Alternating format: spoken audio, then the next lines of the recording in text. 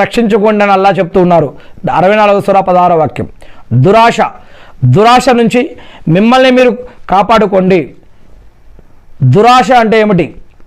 ఇతరుల యొక్క ఆస్తిపాస్తులు మనం సంపాదించాలి అని, ఇతరుల యొక్క ఆస్తి మనం కొట్టేయాలని, వేరే వస్తువు ఏదో కావాలని, మనకు ఉన్నదే కాకుండా ఇంకా కావాలి, ఇంకా సంపాదించాలి, ఇంకా కావాలి అని ఇలా ఇవే కాకుండా దురాశ అంటే ఇంకా చాలా విషయాలు ఉన్నాయి. ఏదైతే అవి మీరు ఆలోచిస్తే మీకు కూడా అర్థమవుతుంది దురాశ అని దేనిదేని అంటారు అని. ఈ యొక్క దురాశ నుంచి మిమ్మల్ని మీరు రక్షించుకోండి అని చెప్పడం జరిగింది. ఇంకొకటి ఖురాన్లో అల్లాహ్ సుబ్హానహు వ తఆలా 2వ సూరాలను మరి అనేక విషయాలు చెప్పడం జరిగింది. ఈ యొక్క ఖురాన్ వాక్యాలని అమ్మి సొమ్ము చేసుకోకండి అని చెప్పడం జరిగింది.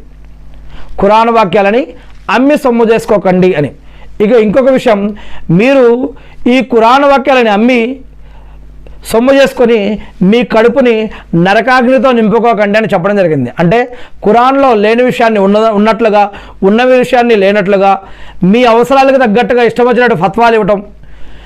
మరి ఎవరైనా ఒక వ్యక్తి నాకు వచ్చి అడగాలి, నేను చెప్పాలి, నేను పేరు తెచ్చుకోవాలి, నాకు వాళ్ళు హెల్ప్ చేయాలి అనే ఉద్దేశంతో వారు చేసేది మంచి అయినా చెడు అయినా మంచిగా మరి ఇలాంటి రకరకాల సలహాలు ఇష్టం వచ్చినట్లు ఇచ్చేసి మరి అటువంటి ద్వారా సంపాదించిన సంపద మొత్తం మన కడుపు నరకాగ్నితో నింపుకున్నట్లు అవుతుంది.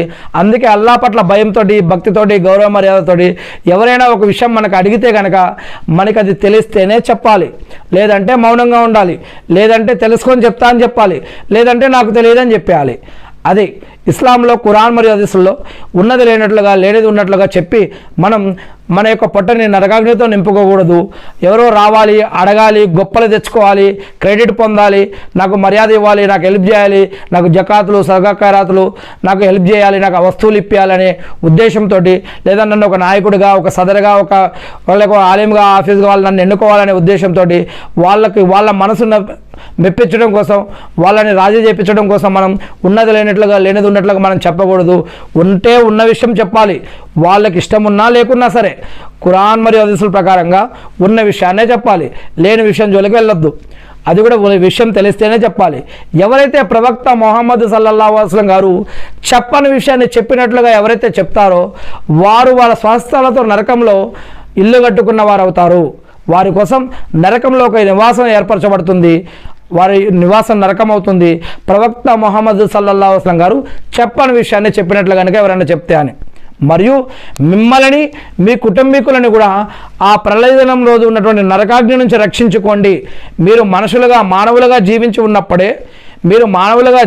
ఉన్నప్పుడే మిమ్మల్ని మరియు మీ కుటుంబ సభ్యులను కూడా ఆ నరకాగ్ని నుంచి రక్షించుకోండి అని చెప్పడం జరుగుతూ ఉంది.